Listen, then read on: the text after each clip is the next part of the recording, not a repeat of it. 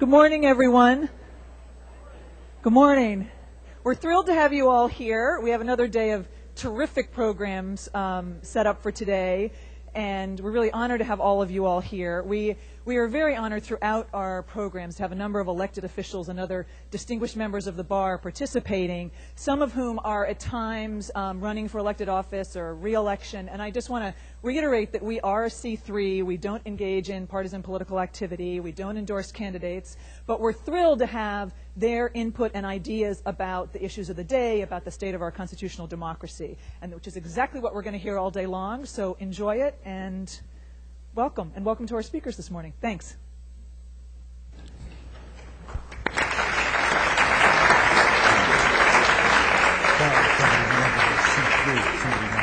Thank you, Lisa. I'm Ron Clay. Yikes, that's bad. Somebody's BlackBerry's on. I'm Ron Klain. I'm a lawyer here in Washington and a board member of the American Constitution Society. And I want to just welcome you all this morning. And I also want to, on behalf of ACS, thank the law firm of Blythe Cabraser for sponsoring this panel and for their support of ACS. Our topic this morning is a fairly narrow one, revitalizing democracy. We're scheduled to go to 10:45, but I'm pretty sure we can have it all sorted out by 10:15 or so. Give you plenty of spare time.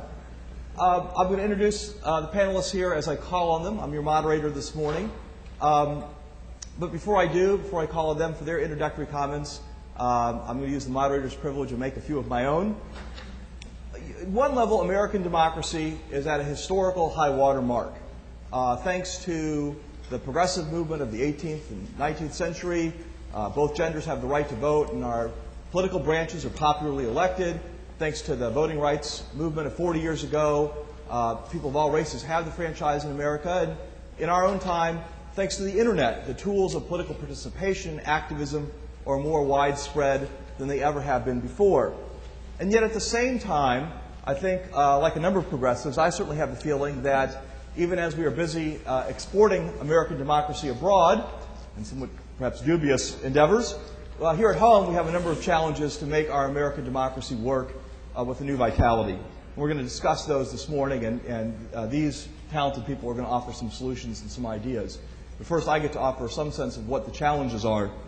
I think there are a number of signs that our democracy needs revitalization, and our democratic ideals do. The first is we still have a daunting obstacle course that confronts and prevents voter participation in our country. And the bottom line is that fewer than half of all adults participate even in presidential elections. We just had an election in Virginia, an important Senate primary, where the candidate of 1.2% of Virginians defeated the candidate of 1.1% of Virginians for the Democratic nomination in a bellwether race. Legal and systemic obstacles to voting include the exclusion in most states of ex-felons, official efforts to resist voter registration drives, like a recent edict in Ohio that threatened to criminalize volunteer voter registration. The fact that Election Day isn't a holiday in this country, which makes it hard for many people to vote. And the reality is, in recent years, we've seen a sad resurgence of dirty tricks, voter suppression, and other tactics that really serve to suppress the vote. And as I know Congressman Davis will discuss today, our Congress, which has seen fit to take the time in the past year to try to protect our marriages and protect the flag, has not found time to try to protect our franchise and renew the Voting Rights Act. The second thing we see going on is really thanks to the high-tech, high-partisan, and high-handed gerrymandering all over the country. The vast majority of folks will go to the polls this fall and face no real choice for Congress. We live in a country where, by and large, the legislators pick the voters, not the other way around. And even in this year where control of the Congress is on the ballot, 9 out of 10 of you will go into the voting booth this fall and not see a competitive congressional race. Third, institutions that are anti-democratic by design, like the Senate, designed to be 2 per state, the anti-democratic consequences of that have been exacerbated by the urbanization of the country. And now we live in a country where just 19% of the citizens and just 19% of the citizens of the country could elect 51% of the senators. And that certainly has an effect on the way that body's made up. Fourth, notwithstanding countless efforts to rein in the influence of money in politics, and most recently the McCain-Feingold legislation, we see large donors writing larger and larger checks, playing a bigger and bigger role in politics than ever. And right here in Washington, particularly this spring, we've seen a wave of guilty pleas of senior members of Congress and their staff, corruption scandal that engulfs the Congress, and really, I think, further undermines people's sense that our democracy is responsive to the voters. And fifth, of course, those of you who know my background, working for Vice President Gore and on the recount, know that I could not mention the state of American democracy without mentioning the fact that we still have a president in the White House who was not the choice of the more voters the last time he was elected. People are tired of talking about that perhaps, but I still consider that the ultimate inconvenient truth.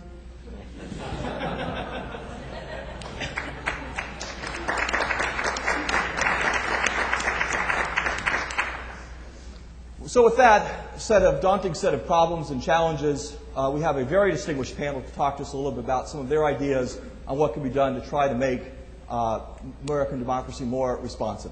And before I go to them for their opening comments, I'd like to also invite you all to submit your questions in writing. Everyone in their registration packet should have gotten note cards in which you can write a question, and we'll be taking those questions after everyone up here makes remarks. So if you would please fill out your note card questions, pass them to, who do they pass them to? Pass them to volunteers who are in the audience near you. We'll collect those questions. Hold them up. We'll collect the questions, and then we'll have some Q&A. So now I'd like to go to the panel for their comments. I've asked them each to begin with 4 or 5 minutes of remarks on their views on what the most important things we can do to revitalize democracy.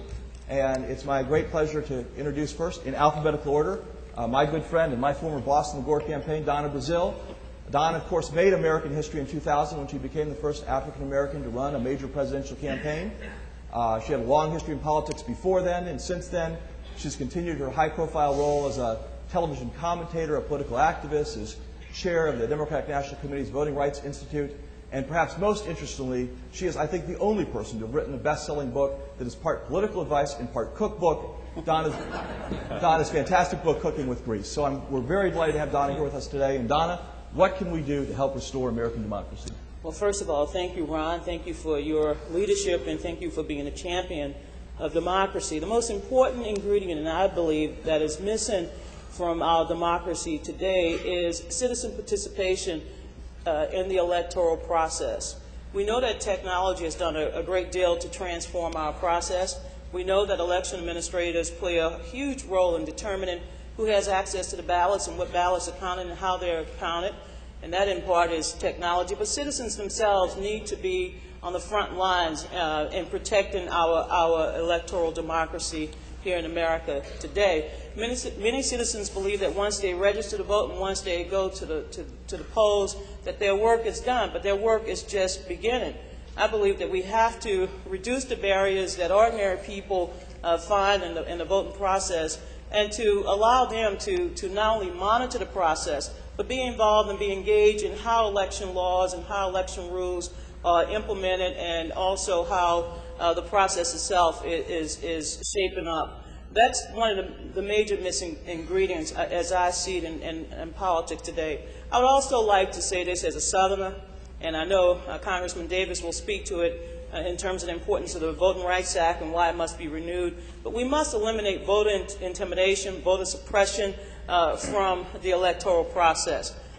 Too many voters in our country face challenges when they go to the ballot box, whether it's disinformation that's put out before Election Day, which causes voter confusion, whether it's the misappropriation of vote machines that cause some voters to stand in lines up to 10, sometimes 12 hours, as was the case in 2004 in Kenyon College in Ohio. I don't have to repeat all of the problems that took place in the 2000 presidential election. I'm sure Ben will try to balance Ron and I at some point in this dialogue and discussion. But we need to make voter suppression an illegal activity so that we can prevent the type of abuse and the type of problems that exist on Election Day. My good friend, Professor Spencer Overton, who's here, has put out a great book called Stealing Democracy, The New Politics of Voter Suppression, which outlines some of the problems that everyday people face when they go to practice their franchise. So there are so many things that we can do to revitalize democracy in America today, but I believe it starts with every citizen getting involved and being engaged in the electoral process. And in closing, Lyndon Johnson, when he signed the Voting Rights Act in 1965, stated that voting is the lifeblood of our democracy. Well, if we're not giving citizens more access to the ballot, if we're not allowing them to participate, if they're not engaged, then clearly our democracy is not healthy, and we need to address some of the diseases that currently curtails people from getting involved. And I think that's one of the reasons why we have such a low voter turnout. It's not because our candidates are boring or the electoral process is confusing. It's because there's so many hurdles to voting, and people just feel like, why in a busy day when their lives are in so much chaos, why bother showing up when they don't know if they'll be able to exercise their right to vote? Thank you, Donna. Before I introduce our next speaker, I just want to tell everyone, Donna mentioned Spencer Overton's book, Stealing Democracy. After this panel, Spencer will be out in the lobby where you came in signing copies of the book.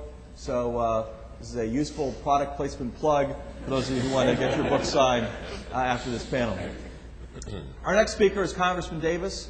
With all due respect to his other colleagues, I will say that Congressman Davis is that rarest of things in the Congress, a combination of a top-flight intellectual lawyer and a skilled inside political player. Congressman Davis was a civil rights lawyer and litigator before he came to the Congress in the 2002 election.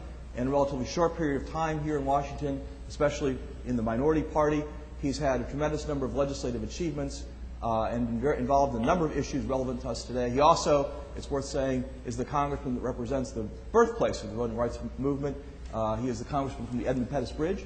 He also represents many, many thousands of actual people in Alabama superbly. And finally, he's a member of the senior whip team in the House, and we're very delighted to have him with us today, Congressman Davis. Thank you, Ron. I knew Spencer Overton when he was just the coolest guy at Harvard Law School. And I knew Sam Baggenstoss when he was just the smartest guy at Harvard Law School, so I'm glad to see they're both here today. Let me say just a couple of things by way of introduction. The first one, there are a lot of alienated people in America right now. And when you talk about the problem of political participation, I don't think you can separate that from the analysis. There are a lot of people who are isolated in this country, a lot of people who are marginalized in this country. There are a lot of people who, for economic reasons, all kind of other reasons, have just been cut adrift. And guess what?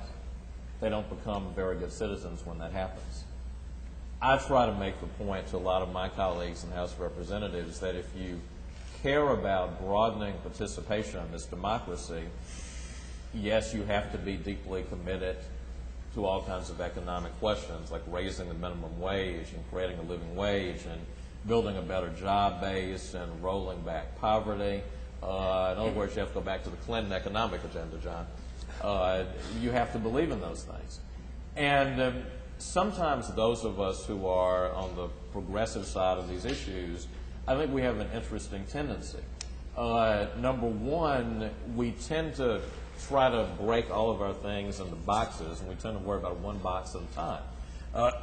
We tend to think we're going to have one group of really smart people who are focusing on voting rights issues, another group of really smart people who are focusing on economic empowerment issues, another group of really smart people who are thinking about who ought to be federal judges. And where conservatives, I think, differ, where the right wing differs, to be candid with you, is they realize better than we do that all of it ties together. They realize better than we do that all of these things tie into one kind of an agenda for a country. And I think if we're going to be smarter and more effective between now and 2008, and if we're going to govern effectively once we get the presidency back in 2008, it is going to require a sustained understanding of how the different problems in American life relate to each other. That's my first point. The second point that I will make, my mother always tells me this story. Yes, she is from Montgomery, Alabama, and she was 23 years of age when the march across the Edmund Pettus Bridge happened. And my grandmother is no longer with us, but she was very much with us in 1965, and it had been her plan to meet up with the marchers before she had an attack of high blood pressure. But my mother and grandmother would always tell me this story about Lyndon Johnson going before the Congress and sometimes you have to retell a branch to put these things in perspective. 2 days, 2 days after the march was aborted, 2 days after a court order initially stopped the march, Lyndon Johnson went on television and he spoke to a joint session. And Lyndon Johnson, you know, we don't give Lyndon Johnson his due now, frankly. Lyndon Johnson looked before the cameras and spoke to 535 members of Congress, and he said, "We shall overcome." And that's not a big thing to us now. We do that every King birthday. All the politicians get on the stage and sing "We Shall Overcome" off key and off rhythm. It's not a big deal to us now. It was a very big deal when Lyndon Johnson did it in 1965. And my mother tells me that that was the day that she felt that she was finally an American citizen. I close with that observation for this reason. That was really the high water mark of the last 50 years in this country for a lot of people. We are a long way from that high water mark when 4 days from now we will finally bring reauthorization of the Voting Rights Act to the floor, and some of the same people who owe the political consensus in the South to the Voting Rights Act will stand up and will oppose it. We have come a long way from that high water mark when you will have certain people take to the floor of the House in a few days and will argue about federal bureaucracies encroaching on the rights of Southerners. That's what they said 42 years ago. And the final observation that I will make to you, what made that moment so special when LBJ spoke to the Congress, he did this remarkable thing. When he said, "We shall overcome," the emphasis was on the we. How many times in the last 42 years have we been confident that a president of the United States meant every single one of us when he said we? Bill Clinton meant it, and that's why I'm glad to see John Podesta here. Jimmy Carter meant it. Not a whole lot of the others have meant it, or if they've meant it, their policies haven't suggested it. So we're a long way from 1965, but if we want to come back to that spirit and to what Lyndon Johnson did in that room, we need people like you and your commitment and your energy, and that's why I'm glad to be here today.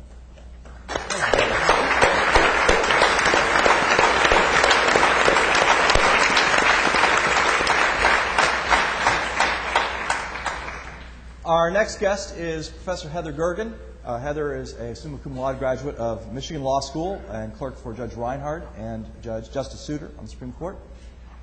She spent 5 years teaching at the Harvard Law School before becoming a faculty member at the Yale Law School. And she is probably the one of the leading, if not the leading, writer, author, thinker on democratic process, democratic institutions now in our country. It's almost impossible to pick up anything from a mass media newspaper to any scholarly journal without seeing her words or her work being cited. So we are very glad to have her with us today. Heather? Well, thank you so much. And as the only academic on this group, I feel sort of it necessary to be the contrarian on the panel. So I just want to make one argument about what we ought to put on our reform agenda during the next 10 years. And it's an argument I think that the folks up here are less likely to make than I am, so I'll make it for you. We need to solve the Bush versus Gore problem. And by the Bush versus Gore problem, I do not mean the fact that many of us cast ballots with outdated machinery and polling places that are understaffed and underfunded. And I don't mean the fact that thousands upon thousands of Americans who want to cast a vote aren't able to do so. By the Bush versus Gore problem, I mean the fact that our election system is being run by people like Al Gore and George Bush. And with all deference to the folks on this panel, these are not the people who should be running our election system. Because at the end of the day, even the most admirable of people will feel the intense pressure of partisanship, and it will pressure them to do things that we ought not do in this democracy. So let me just give you a couple examples of where I think we see this. In 2000, you'll remember, if you were awake in 2000, two of the most important officials in the Florida recount, as Ron I'm sure will remember, was a Secretary of State who was chair of George Bush's election campaign and an Attorney General who was chair of Al Gore's election campaign. In 2004, we saw Secretary of State Kenneth Mellman, a Republican, make judgment call after, in my view, eyebrow-raisingly egregious judgment call that systematically favored George Bush and undermined the chance that John Kerry would become President of the United States. The foxes are guarding the hen house in the system we have now, and it infects our democracy from top to bottom. When Ron was giving this list of the concerns that he had, all of those things stem from the problem that I'm describing. They're outward manifestations of this deeper, more systemic problem. So when we see, for example, gerrymanders where people go to the polls and they don't have a choice, well, that's because legislators are drawing those districts in order to foster their own reelection chances and decrease the chance that they're going to lose in a race. And when we see these terrible tactics that we've seen in the recent presidential elections to deter people from voting, those are also because intense partisan competition has led people to want to push away voters from the polls. So that's the problem, I think, that we ought to be thinking about in the long term. The foxes are guarding the hen house, so we need to figure out a way to fix that problem. Now, the impulse tends to be, I think, especially among progressives, that when you see a problem like we saw in 2000 and 2004, to want some national legislation to fix it, sort of a stronger, better Help America Vote Act. And while I'm all in favor of stronger federal protections for the right to vote, I'm not sure that that's going to solve the problem. I agree with my colleague Rick Pildes, who thinks that in fact national legislation is going to be a difficult way of fixing this problem. And the reason is simply this. In fact, it's sort of the insight behind Section 5 of the Voting Rights Act. It's hard for federal officials to keep up with the increasingly creative ways that local officials find to help their friends and hurt their foes.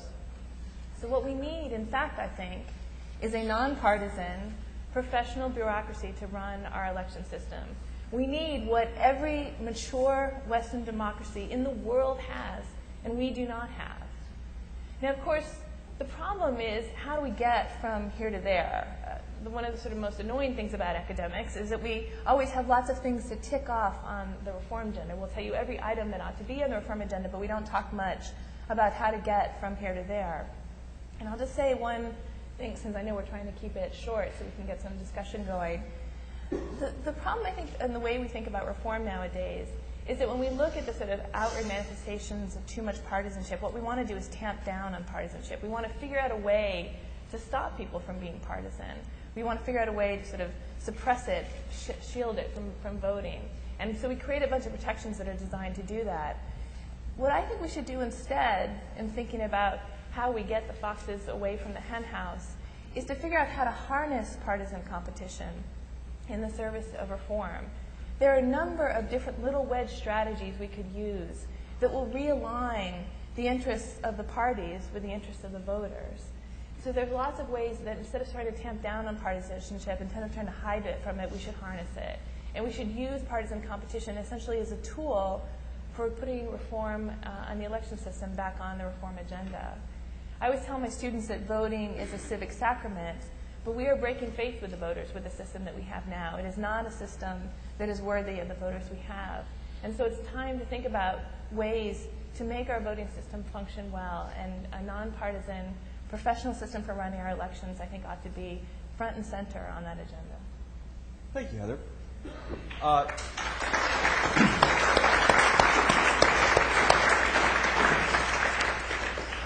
To stick with Heather's metaphor of foxes and hen houses, our next speaker is one of America's foremost foxes. Ben Ginsberg, someone I became... It's the red hair.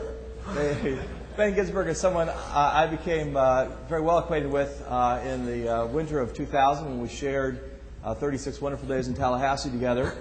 He is certainly the foremost Republican election lawyer in the country.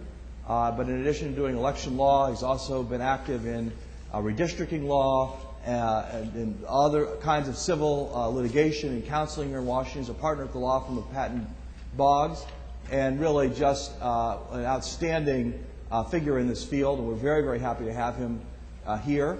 I should also say that Ben, as I mentioned before, played a critical role critical, central role in President Bush's victory in the recount in Florida. And I suppose since frustration about the outcome of that election was one of the things that led Peter Rubin to found this group in 2001, we can say without Ben Ginsberg, none of us might be here today. So for that, we thank you, Ben. But seriously, we welcome you and thank you for being here today, Ben. Thank you, Ron. My name is Ben, and I am a Republican.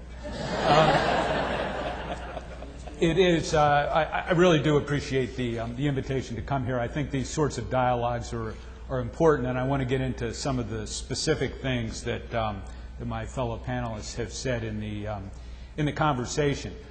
I confess that when thinking about the subject of how you revitalize democracy, there is sort of an attitudinal part of this and a practical part of this, a macro part and a micro part.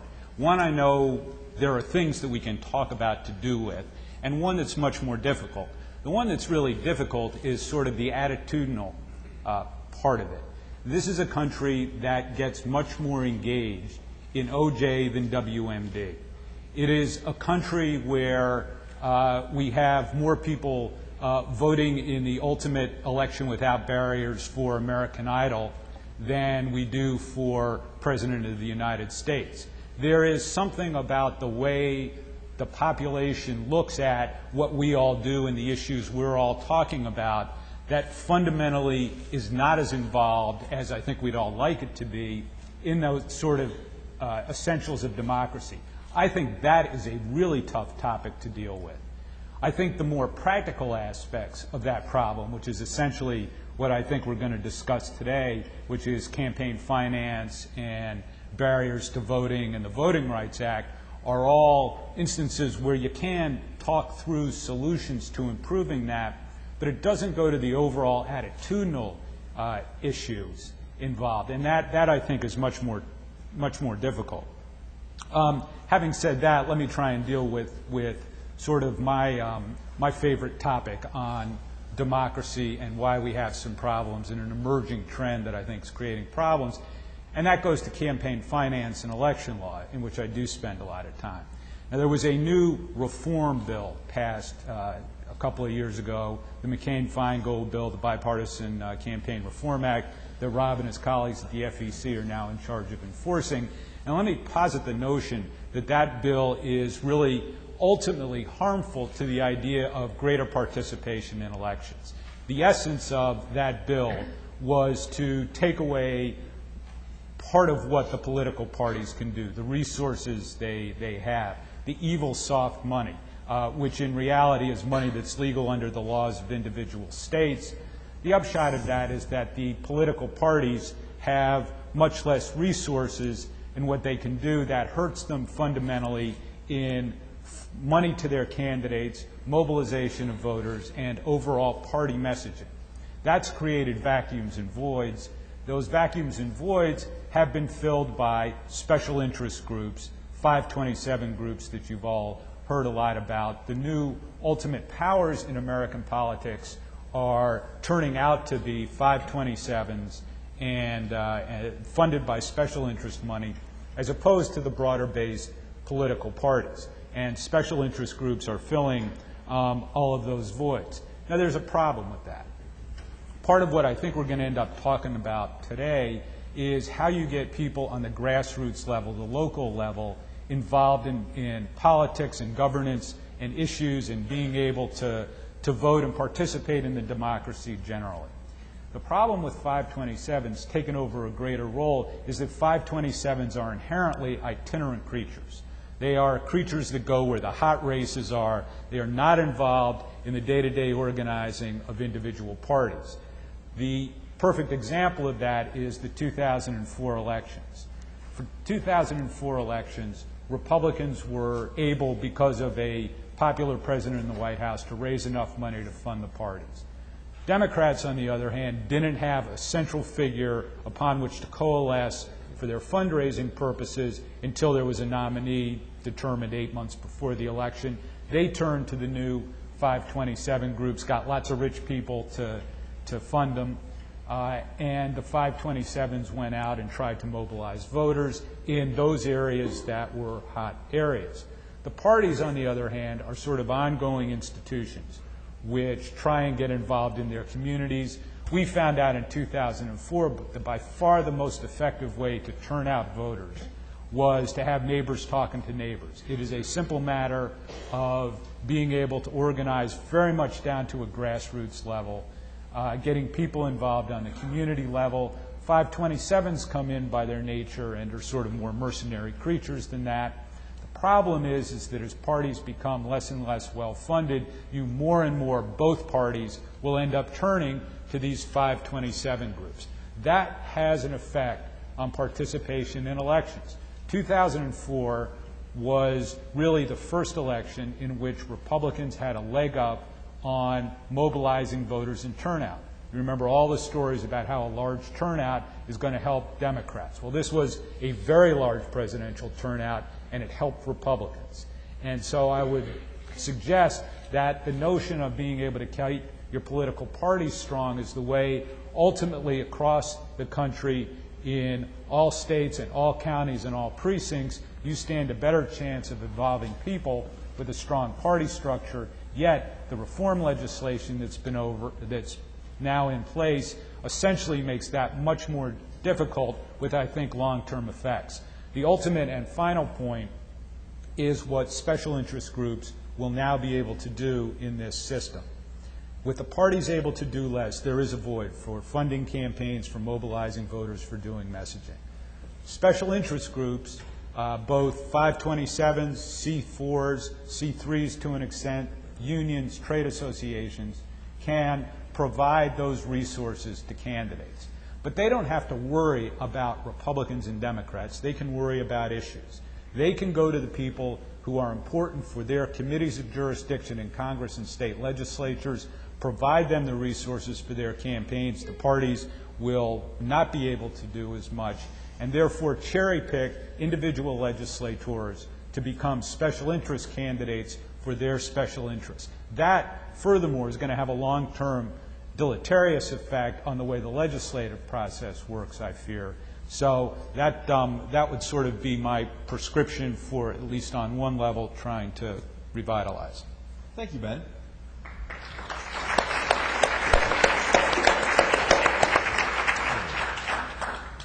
Our next guest is a ex-Fox who's now very much in charge of the head house.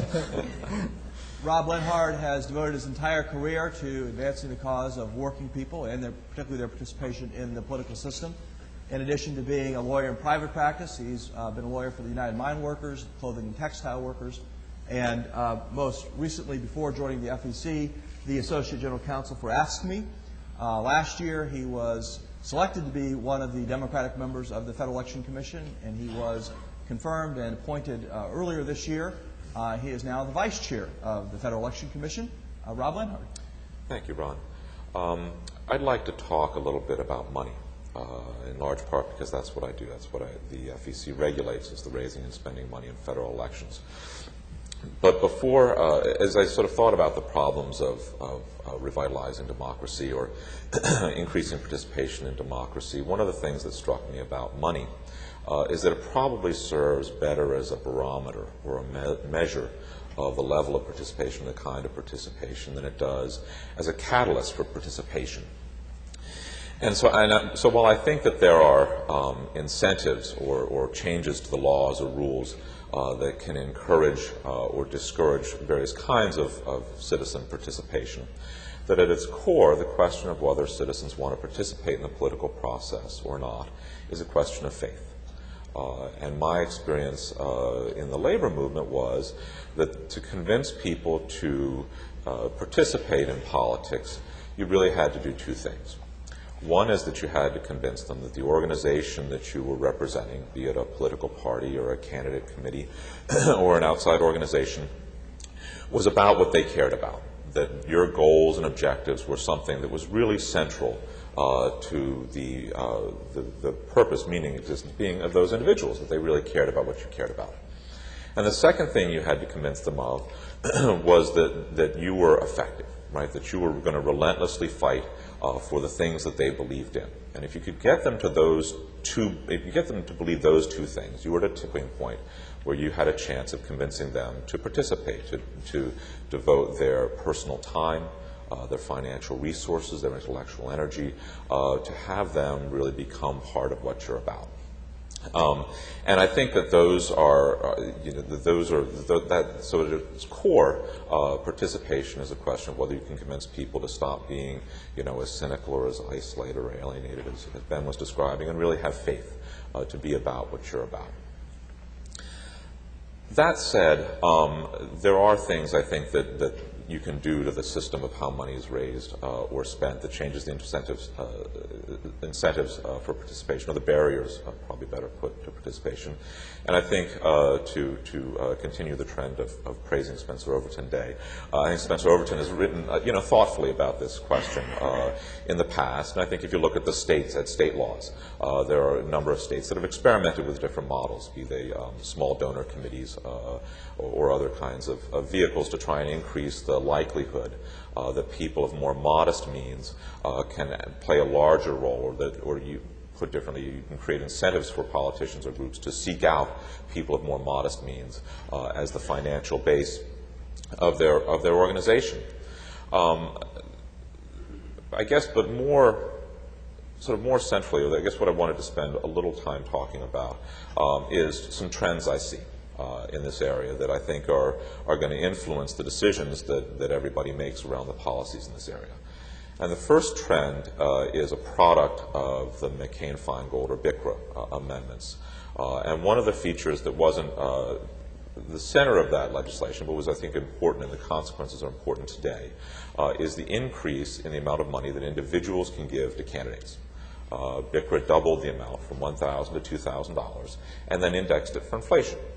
And the consequence of that is that it increased the incentives for candidates to find individuals who could write $2,000 checks.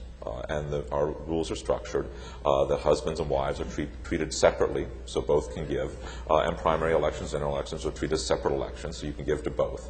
And so that we have, as a consequence, an incentive system which encourages people to find individuals who can make those kinds of contributions and who have friends who can make those kinds of contributions as well. And that there is a shifting of political power to those people, especially to the degree that they can organize people like them to raise money individually. And that we're watching this, and we're seeing it in a couple of ways. I mean, I sense that there's an increase in joint fundraising committees where multiple candidates will get together, or candidates and parties will get together to, and again, further increase the amount of money that an individual can give at a single event. And so that's occurring, and I think that the demographics of who those people are indicates that it's a small subset of the American population. A somewhat countervailing trend that's going on right now is the role of the internet in fundraising. I think the most striking features are the speed at which the internet allows you to raise money and the very small cost associated with raising money. And that's changing the dynamics somewhat as well in a number of different ways. Both of these trends are having an effect on a third thing that is near and dear to my heart because I'm responsible for administering it, which is the public financing system of the presidential elections.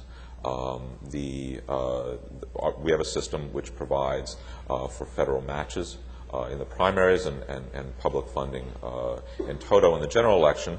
And in the last cycle, we watched both major candidates opt out of that system in the primaries. And I think it's highly likely that in the next cycle, we're going to watch both major candidates opt out of that system, both in the primaries and the general election.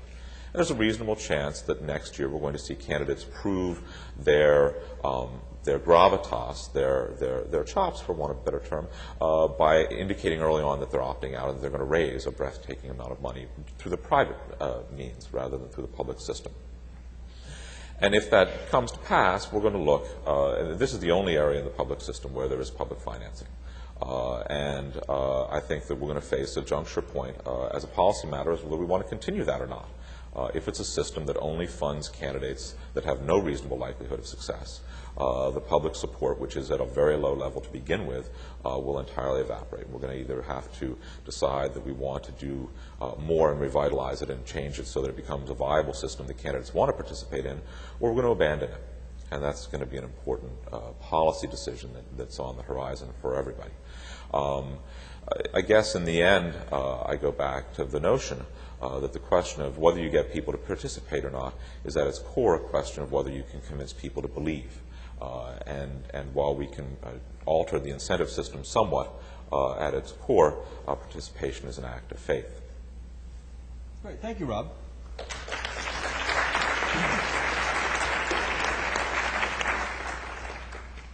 Of the many people up here and in the room who are my friends, there is only one person in this room with whom I've ever shared a hotel room, and that's our next speaker, John Podesta, with whom I spent many a night in the low-budget days of the 1992 Clinton campaign. As all of you know, John had a very distinguished career on Capitol Hill in a number of positions before he came to the Clinton White House in 1993, first as staff secretary, and then as deputy chief of staff, and then ultimately as President Clinton's final chief of staff, where he served not only as a leader for all of us who worked in the Clinton White House, but also as truly the role model for Leo McGarity on the West Wing. Since leaving the Clinton White House, John has founded and now is the CEO of one of the real leading new institutions and think tanks here in Washington, the Center for American Progress. And so we are very, very delighted to have with us today someone who has spent his entire career thinking about revitalizing American democracy, John Podesta. Thanks, Ron.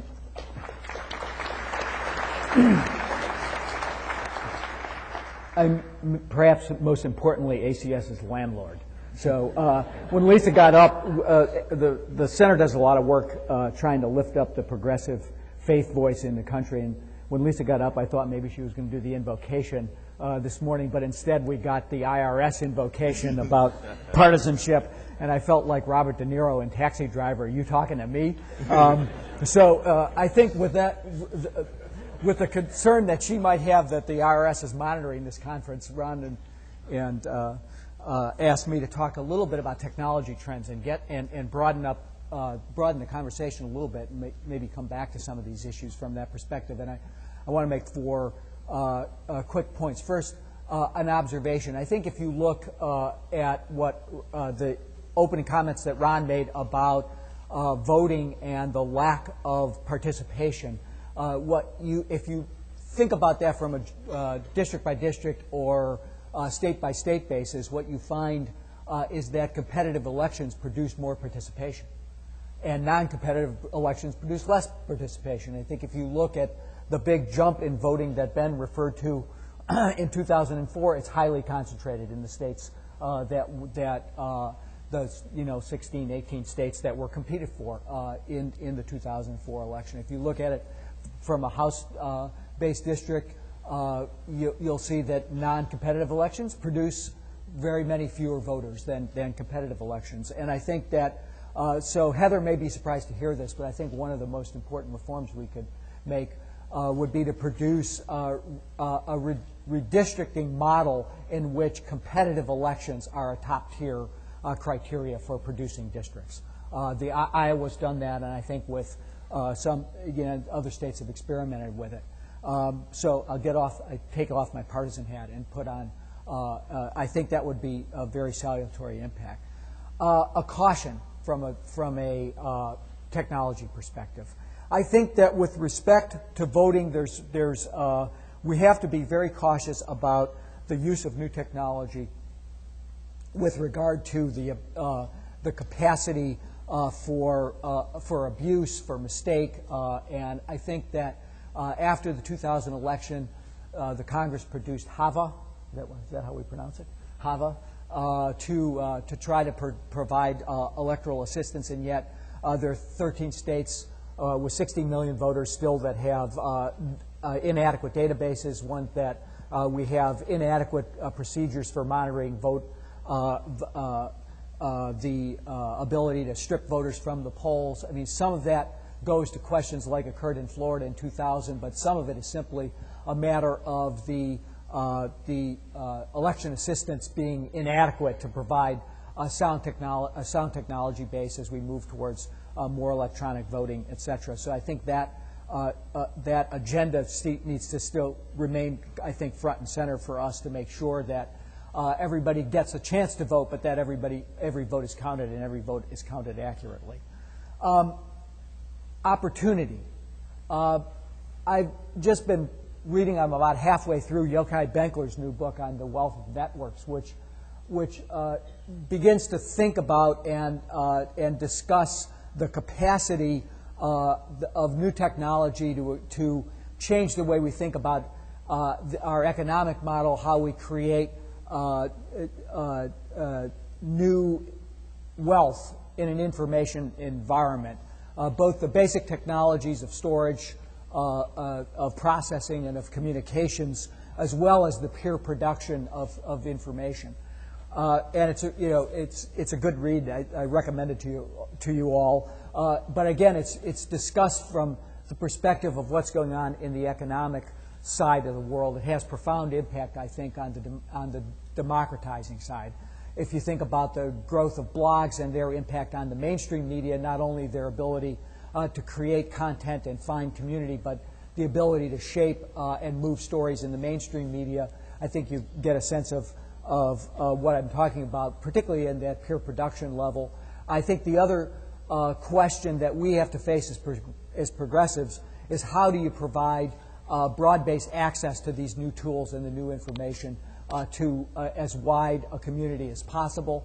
And there are big fights around that, and that leads me to my last point, which is the challenge. That is, there are major discussions that are largely going on from the perspective that are mostly through a lens of the commercial application of these new technologies. The fight about net neutrality, the fight about ownership and distribution of broadband to communities, particularly underserved communities in urban America and rural America. Those have the outcome of those battles and those fights, I think, will really shape our democracy for decades to come. And I think that application of some of these principles and the energy, I'm coming back to something Congressman Davis said, which is that I think we need to link up the kind of political discussion with the economic discussion, because I think if you create the right economic platform, for example, by providing one of the fights, maybe just close with this, is that's going on around the country that we've been engaged with, for example, is the fight to stop municipalities from providing low-cost broadband internet access. It went on in Pennsylvania and Philadelphia with the telephone companies and cable companies coming in and jointly to try to stop the city of Philadelphia from providing that. That, in the end of the day, gets fought out on an economic, through an economic sort of lens. But if we don't have the capacity to provide those kinds of services to people in Philadelphia, to people in rural America, through the use of sort of better strategies to democratize the technology itself, then I think our democracy on the participation and voting side will suffer itself. Thank you, John.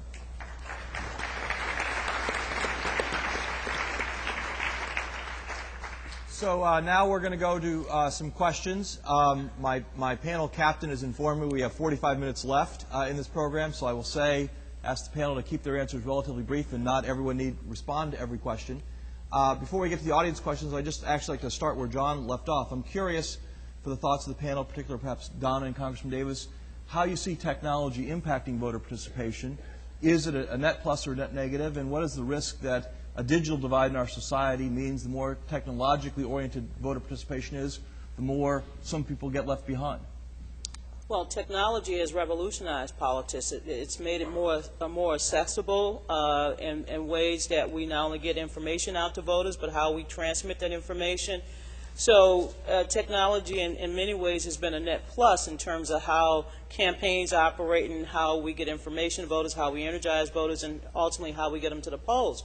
Where I see the problem, not only in terms of the digital divide, which of course, we're all concerned about is how technology is applied and what kind of legislation is around technology, especially as it relates to voting machines, and whether or not there's an audit, a voter-verified paper trail behind the use of this new technology, especially as it relates to these machines. On one hand, we wanted to replace some of the old antiquated punch card machines and others that malfunction and don't give voters an accurate opportunity to have their votes counted in ways. On the other hand, the new technology does not have the wherewithal for us to audit and to ensure the accuracy of the vote count. So I think we've got to make sure that the legislation around the technology is there so that citizens know that once they cast their vote that there's an accurate vote count.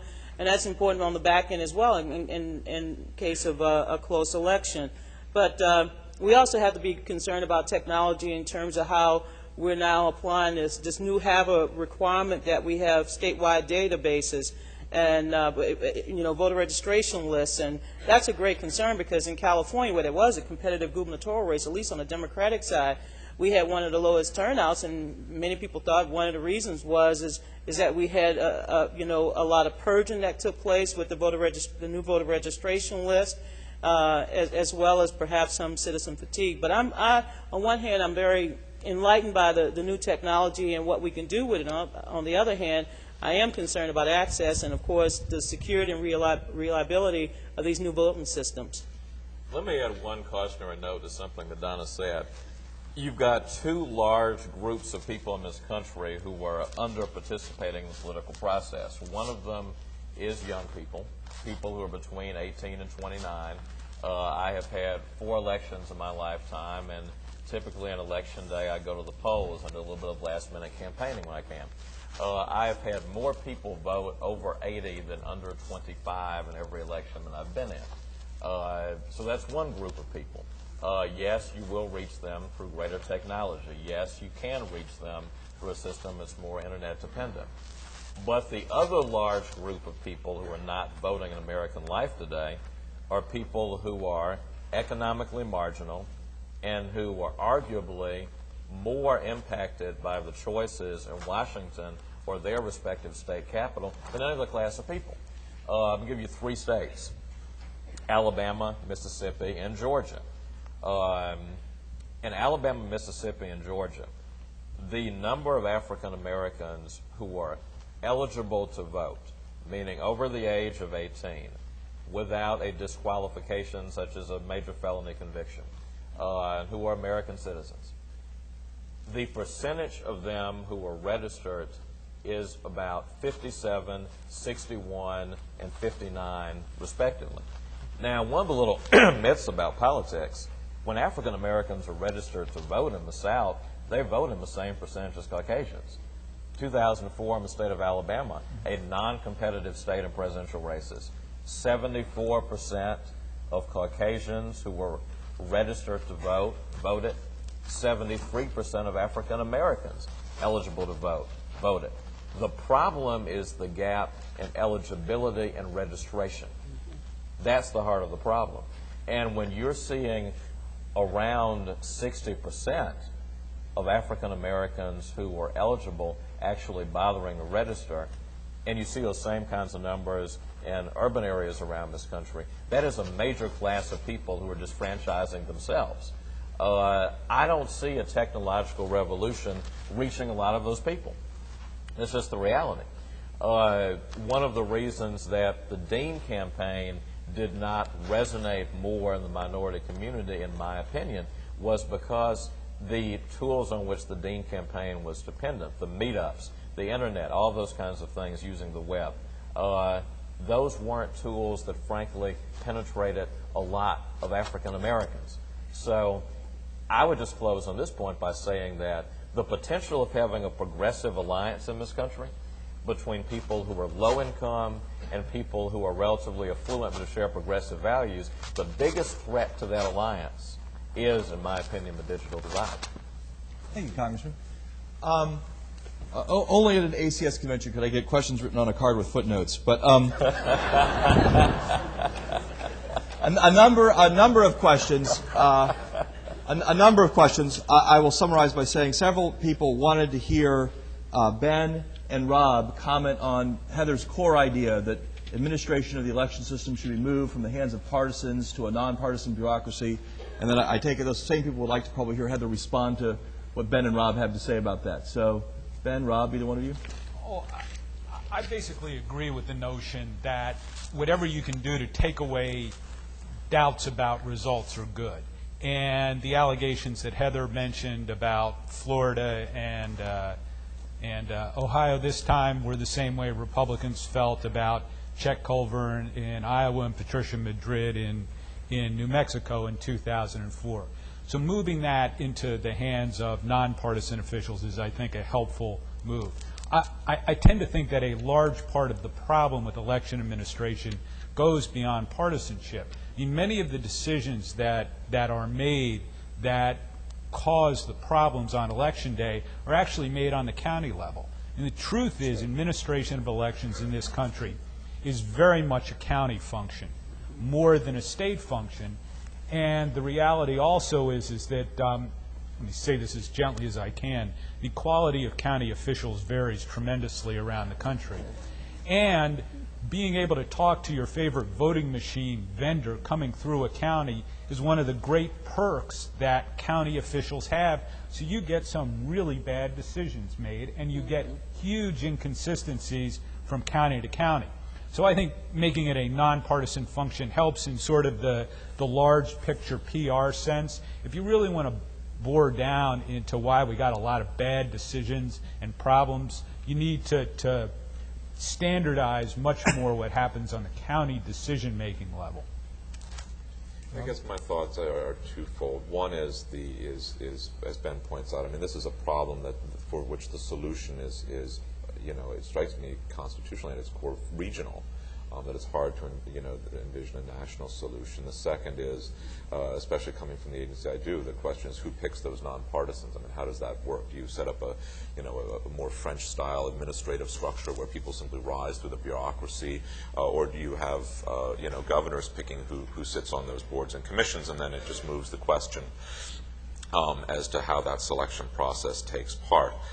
Certainly, I think we all appreciate the difficulty of the appearance of elected officials making those sort of judgment calls. It strikes me that both the structural impediments to change and at the core question of how do you ensure that a nonpartisan selection process is taking place remain.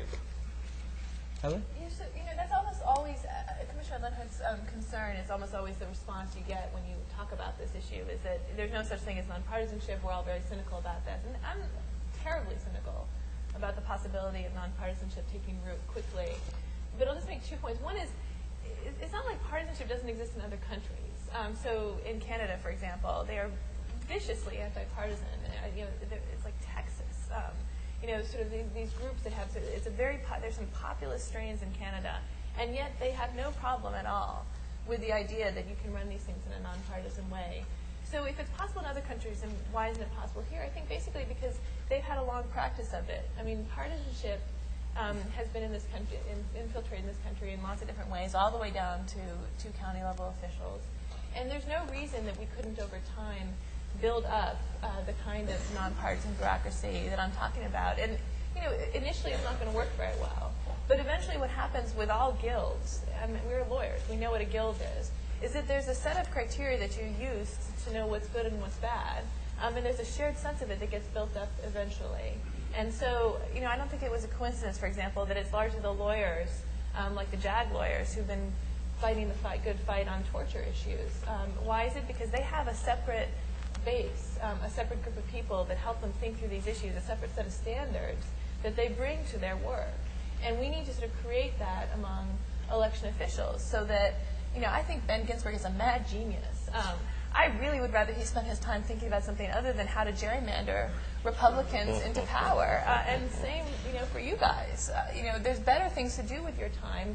You ought to be fighting on substance, not about the rules. And right now, so this is a perfect example. In Texas, there's in the recent redistricting, there's testimony where a congresswoman says essentially this: look, I could raise a lot of money to turn out the vote and everything else, or I could spend $40,000 on hiring a consultant to help me through this redistricting process. It is much more cost effective to hire the consultant because she will draw me the district that I will win in.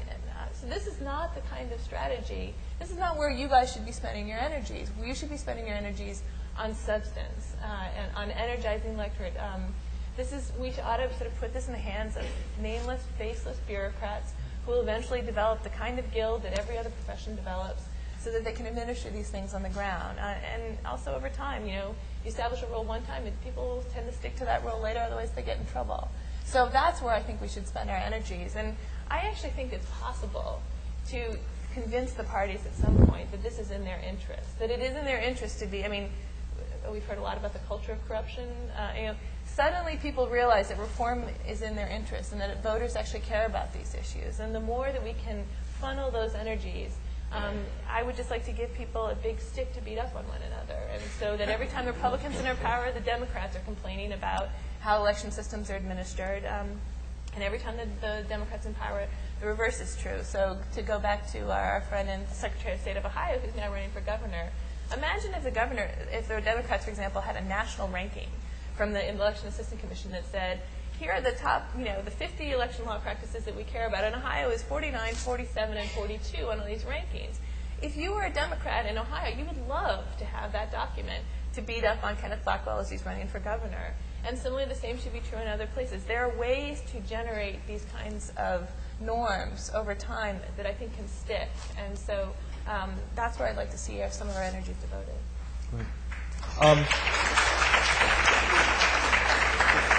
Let me move on a little bit here.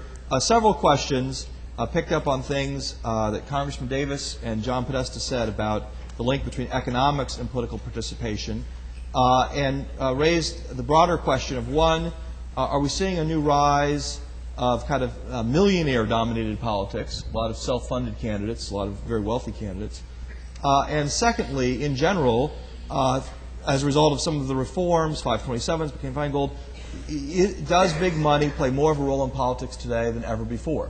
So, John, maybe you want to start off on that. Well, I think if you look at who ends up getting recruited to run for office, you see the self-funding candidate having a preference by the party. So, yeah, I think that there's more and more. Whether that's true historically, it's something I actually have never looked at. So, whether mostly millionaires ran in the 1920s is probably, I don't know the answer to that. But I think now the ability to self-finance is a key criteria in whether you end up with support from or the ability through other means to finance is a question. I think a good example of this is the preference. We now don't even remember his name, but the preference the party showed to Barack Obama's opponent in his primary in Illinois when he ran. Now, fortunately, Barack Obama had a little more talent than the millionaire self-funded opponent, but the DSCC was leaning in favor of that. I think that the again, 2004 proved that there are other models for that. I think the Dean campaign, the ability to create community, the ability to try to find the capacity to fund through small donations is one that's a trend that is, I think, real and alive in American politics, and one that I think that we'll see have the potential to replicate itself time and time again. I mentioned earlier in my comments the impact of the ability to concentrate people's attention through these new communication vehicles, including the blogs. Paul Hackett's race was funded in the end of the day, his House race, by blogs calling attention to that special election. And I think that, so I think there's some positive trends, but I think that the role of big money certainly was true was the sort of dominant scenario, I suppose, in 2004, where very, very large contributions funded a good deal of the voter outreach and voter contact work that was done, particularly on the Democratic side. I would just add this to what John said. Obviously, I'm not going to sit here and tell you that money doesn't matter in politics, but if you look historically at what's happened at the presidential level, the congressional level, the U.S. Senate level, you struggle to find a tight correlation between the people who have the biggest cash and the people who won elections. Of course, the relative dollar amounts change, but some of you may have some distant memory that in 1979 and 1980, a Texas wheeler dealer named John Connolly was raising enormous amounts of money around the country. He got one delegate and didn't make it past South Carolina. The forgotten phantom from Illinois, Blair Hull spent $35 million. Didn't just declare an intent to spend it, he reported spending $35 million. Unfortunately, restraining orders from your ex-wife tend to kind of blow up on you. If you look at the Kerry campaign and the Dean campaigns in 2004, 2004 is the one cycle, frankly, in our lifetimes where Democrats were at complete parity with Republicans from a financial standpoint.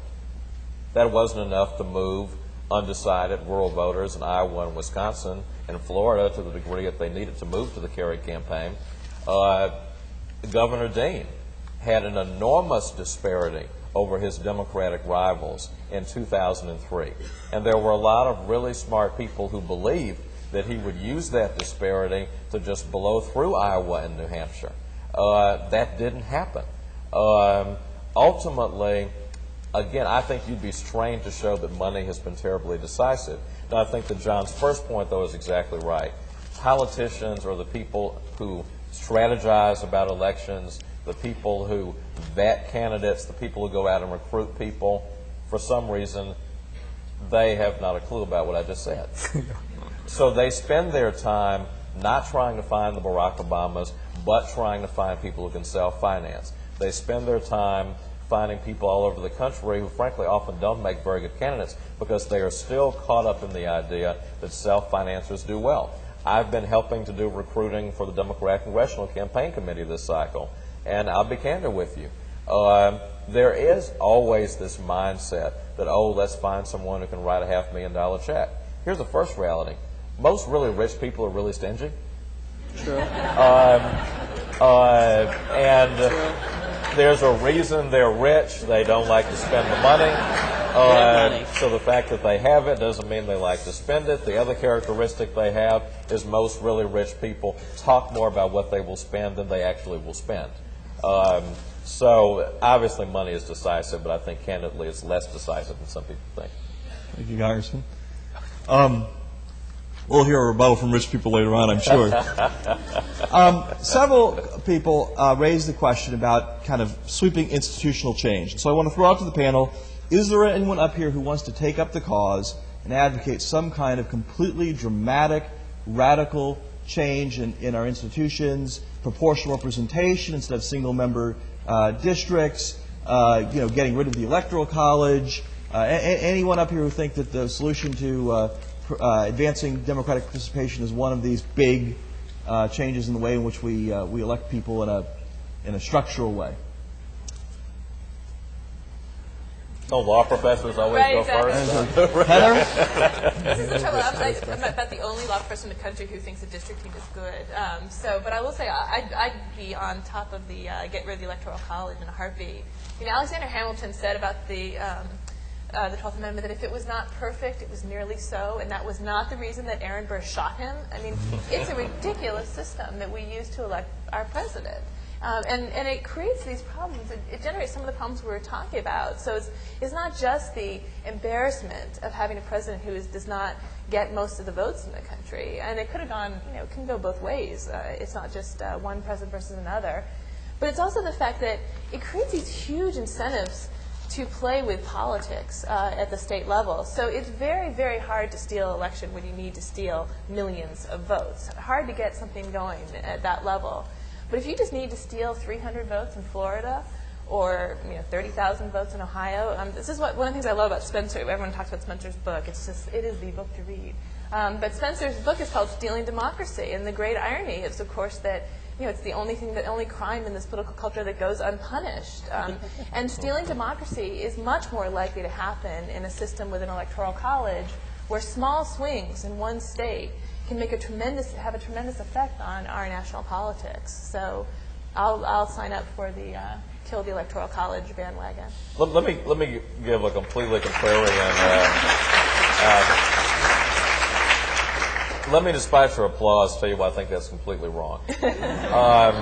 Two propositions. Number one, if we're deeply concerned about the problem of voter fraud in this country, the problem of suppression, the problem of disfranchisement schemes, I would submit that you see a lot more of that on the local level and the presidential level. So therefore, reforming the Electoral College won't change it.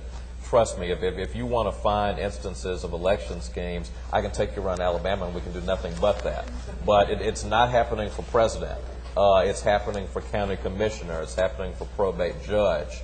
A lot of the most obnoxious instances of voter suppression in this country have happened, again, at the U.S. Senate level.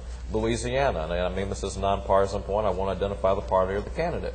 But during the Landrieu race in 2002, I forget the woman she was running against, one of the campaigns sent people into black precincts with bullhorns, and someone got on the bullhorn and said, if you have an outstanding judgment, you can't vote.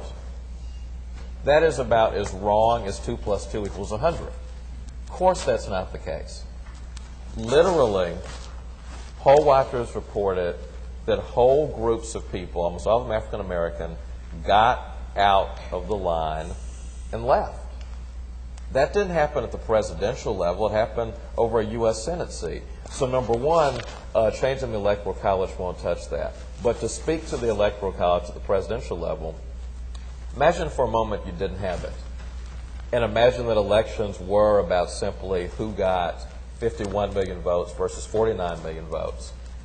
Why would any candidate in his or her right mind do anything other than make television commercials and travel to New York and Los Angeles and the other top 6 metro areas in the country? Frankly, any other use of time would be strategically unwise and counterproductive. Why would you go to Iowa in October? Why would you go to New Mexico in October? Why would you go to rural Wisconsin? It would be downright stupid to do any of that. So if you want a political process where candidates spend all their time cutting ads, and you want a political process where candidates are literally living in a few metro areas, then you make it a pure popular vote. The reality is that but for 2000 and but for 1876 and 1800, that's 3 elections and a whole lot of elections. But for those 3 times, the Electoral College has worked in exactly the way it should. It has mirrored the popular vote, but it has guaranteed that all of the states potentially are in play, and it's finally required candidates to build coalitions. Now, we Democrats don't do this very well, but the way you get to 270 is to manage to appeal to Louisianans and Iowans. The way you get to 270 is to manage to appeal to Californians and Virginians. That's a good thing, because maybe if you can appeal to all those people, you could actually govern effectively. Quick response. I'll just do the academic thing of conceding all of that and saying that's a good thing. So I think that we have different pieces of our this is Bruce Ackerman's idea. This is that we represent the people differently. So we have the House of Representatives to represent rural communities and urban communities. We have senators to sort of make sure that people care about small states like Iowa and New Mexico. But I think that the group, this is Ron's point about 19% was the number that you gave, 90% of the people can elect, can control the Senate.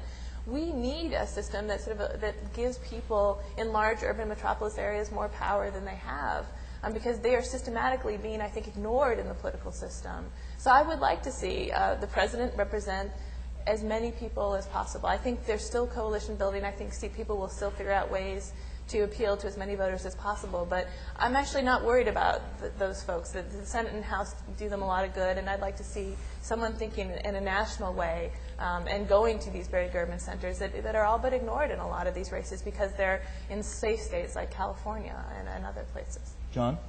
Yeah, I think this is a little bit about the prediction of how presidential campaigns would get run actually on the ground. And I think that the one thing that has happened now is, I was going to make the same point Heather made right at the end, which is that now we avoid California and New York. We concentrate in 16 or 17 states. And I think that the one thing I would say, Congressman Davis, having been involved in presidential campaigns, is you do get a lot more television when you go to a place like Des Moines or, Galesburg, Illinois, or Sheboygan, Wisconsin, than when you go to New York on a presidential campaign. You get 8 seconds on the evening news, whichever place you go, but when you go to the medium-sized, smaller markets, you get kind of, you get saturation coverage. And I think what it would do would be to, maybe Alaska and Hawaii would be in the same boat, but I think you'd have to compete and think about campaigning for votes in places that really right now are kind of off the map. So a Democratic presidential candidate may actually show up in Alabama in a hypothetical context of no electoral college. And I guess I think that's, in the end of the day, a good thing. So I vote with Heather. We've got about 15 minutes left, so we want to get through a couple more questions here. Many people wrote questions about gerrymandering. And I guess I'd like to start with Ben on the question of whether or not you think gerrymandering is a good thing or a bad thing. And then others, if to the extent you think gerrymandering is a bad thing, what actually can be done legally, systemically, institutionally to limit the extent to which legislators pick their constituents as opposed to the other way around? If I confess to you that the name of my dog is Gerrymander, does that give anything away? Depends how much you like your dog. A lot. The answer to that, I think, is that gerrymandering is probably, in an ideal world, if you were to sort of wipe the slate clean, you would do away with. I find this an argument that has changed dramatically from the 80s to 2000.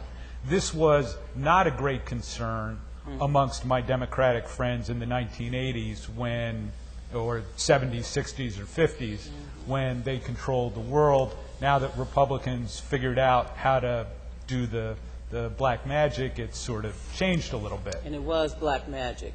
Yes, it was. I was one of those rare Democrats that cared in the 1980s and actually wrote something about it, because after the Dukakis campaign with nothing to do, like most of those campaigns in the 80s, I was driving around the South, and I noticed that the Republican lawmakers were sitting down with black lawmakers in many of these states, coming up with these creative minority districts. And I came back to Washington, D.C., having interned and worked for a number of Southern Democrats, and said, hello, you better start paying attention, because 4 years from now, you're going to have a district that is going to be either more competitive or you're going to lose down the road, given what the Republicans are doing. And everybody just totally dismissed me. They just thought that, well, that's never going to happen. That's not going to, The Republicans are not playing in this. And I said, absolutely. They're down there stirring the pots, and they're creating this whole new paradigm of electoral outcomes based on the reality that they need, districts that had less majority African Americans, that they could concentrate blacks in this certain portion, and they could get suburbs, exurbs, rural areas, and give them a better chance of winning those districts. The Republicans did a phenomenal job back in the 1980s in creating those districts, and we should have been paying attention as Democrats and progressives. But the reality of redistricting and gerrymandering now is that incumbents get together and figure it out. In state after state, it is not a Republican gerrymander, it's not a Democratic gerrymander, it's an incumbent gerrymander. And only in those few states where one party controls the governorship and both legislatures do you end up with a partisan gerrymander or not. So the answer to the question is, can you get incumbents to actually regulate themselves to get rid of the practice of gerrymandering? Yeah, you would probably have a better democracy if you could come up with some system that allowed for a more even redistricting.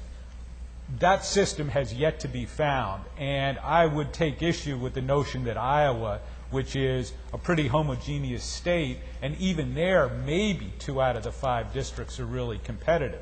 So that the commission notion and who you put on a commission is a difficult subject. But gerrymandering right now is far too much an incumbent process to, I suspect, be able to change really easily. Let me add the cautionary note again, though. Let's say that somehow we moved into a world where you had, instead of 50 competitive House races in the country, 160 competitive House races. As someone who's there every day, we struggle to get anything done with the overwhelming majority of seats out of play.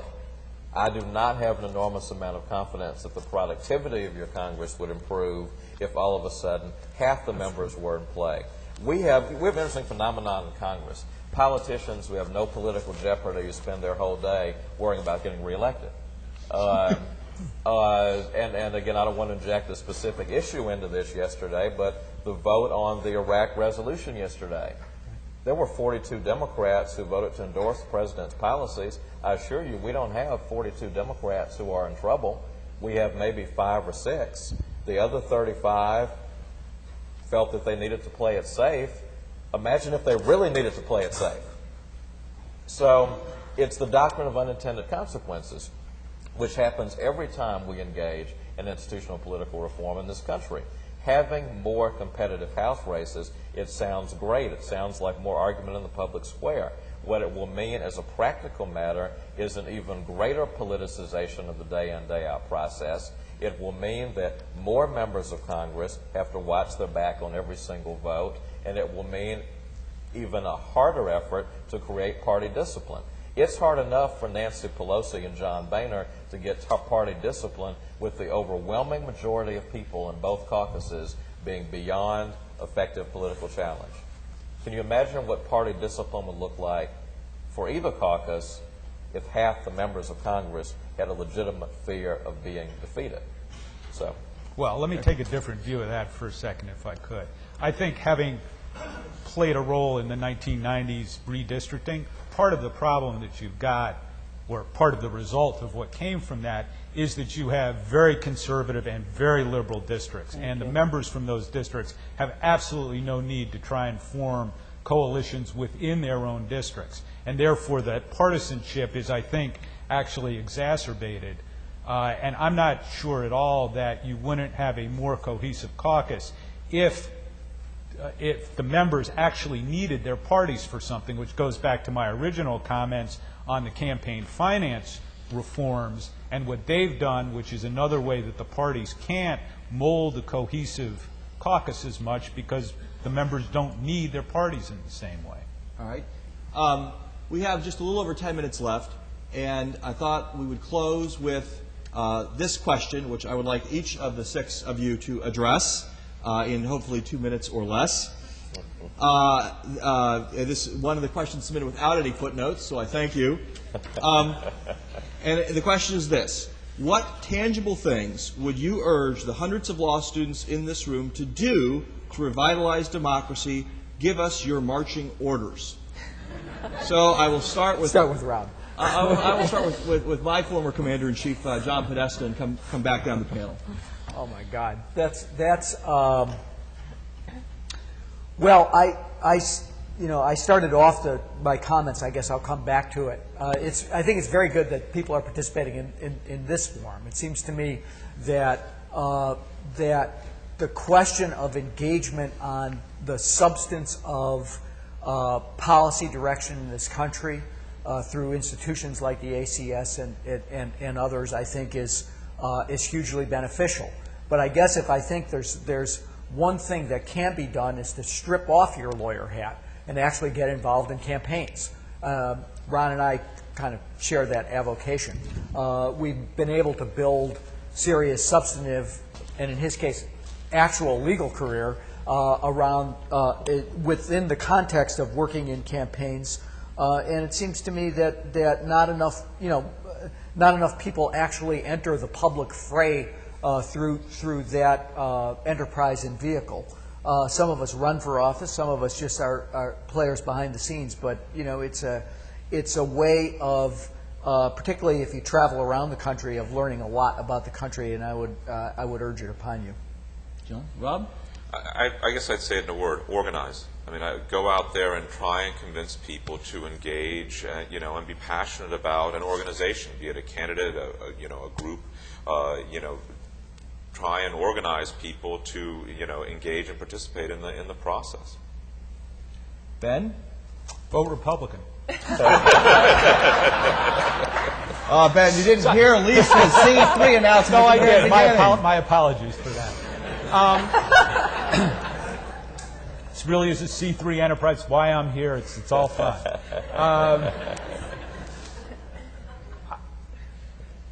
The best way to restore democracy is, I think, to engage in more of a dialogue with people who don't agree with you. Part of what you've honestly seen here is that there are great divisions in the country today.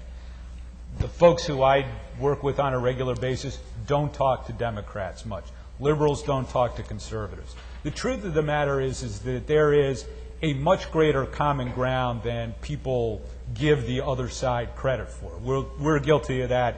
You're guilty with that. And if there's one way to get more people caring more about the issues, I think it's for both conservatives and liberals not to sort of wall themselves off and talk only with people who agree with them, which is, I think, the trend in the country these days.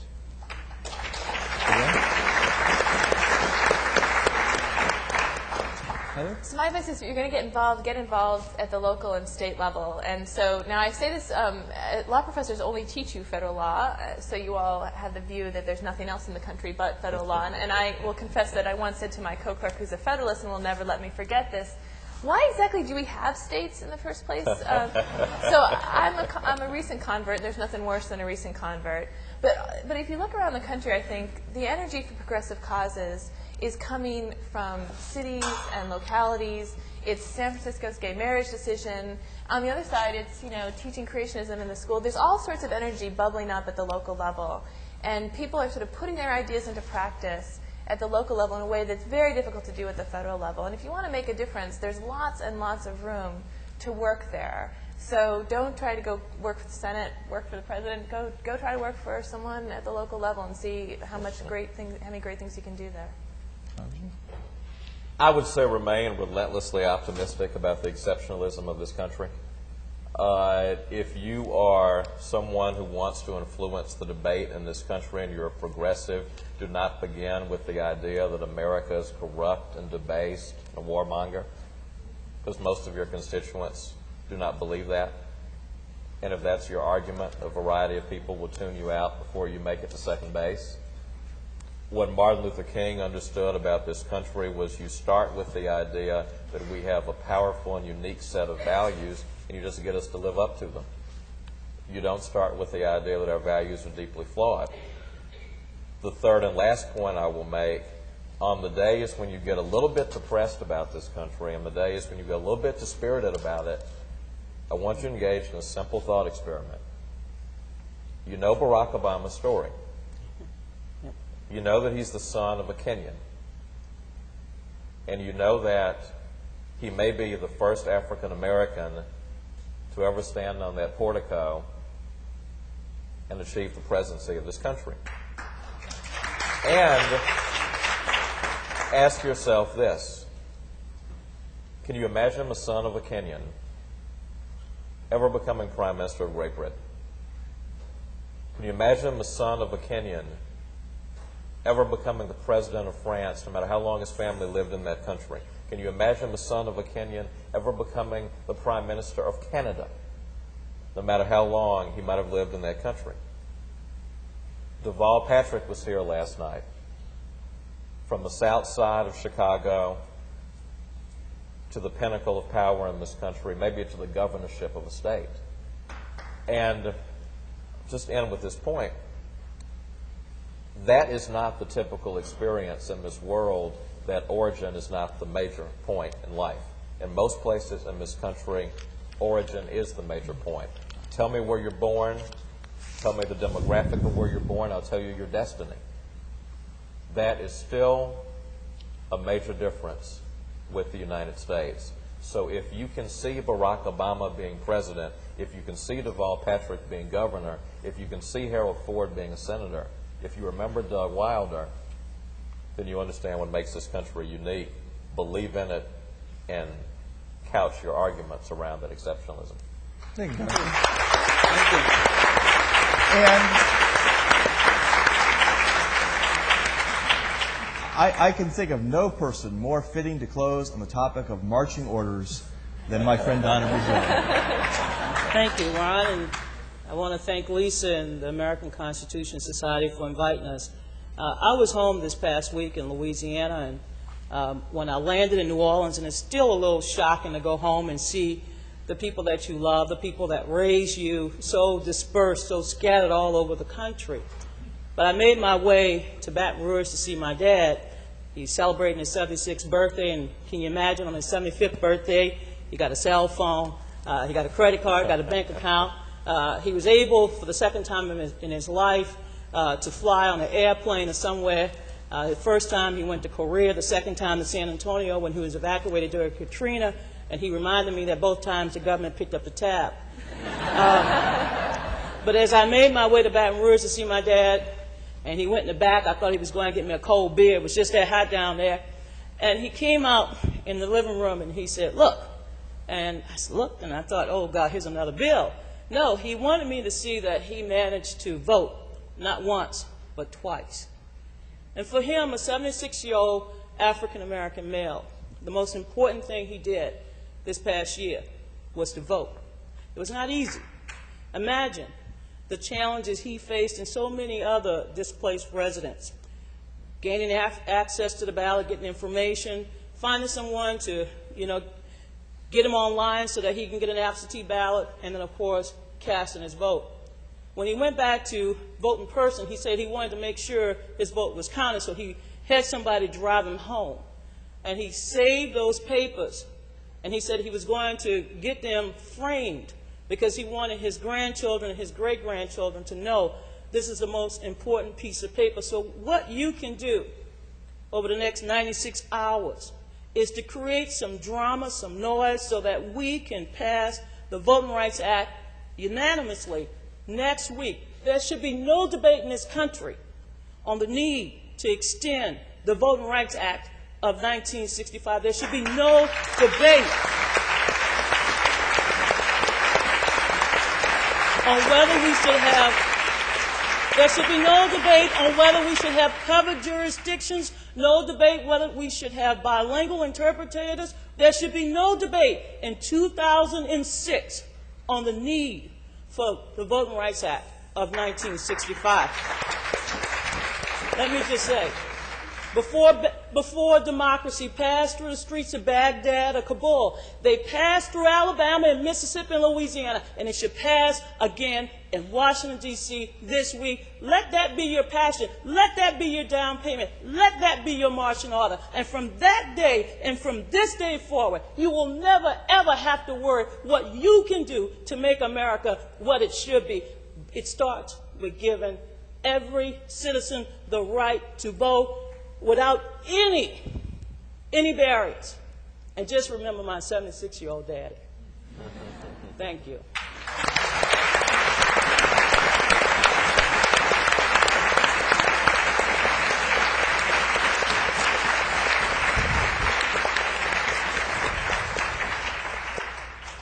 Fortunately, as moderator, I do not have to follow that. Before I thank our panel one last time, just the good people here who are my managers and handlers have given me the following sheet of paper to read to you. First, just a reminder once again that after this panel, Spencer Overton will be signing his much now remarked upon book in the lobby outside. Also outside, there's a table where you can sign up to get the paperwork to get your CLE credit. So we'll actually give you credit for having sat here this morning. Very impressive. Immediately following this program, the panel sessions are, is federal legislation closing the courthouse door in the Yorktown room? Next generation discrimination, can the law address unintended and subtle bias in congressional A? Domestic surveillance and the rule of law in the Capitol room? Leakers in the press in the Concord, Lexington, and Bunker Hill rooms. Apparently that's all one big place now.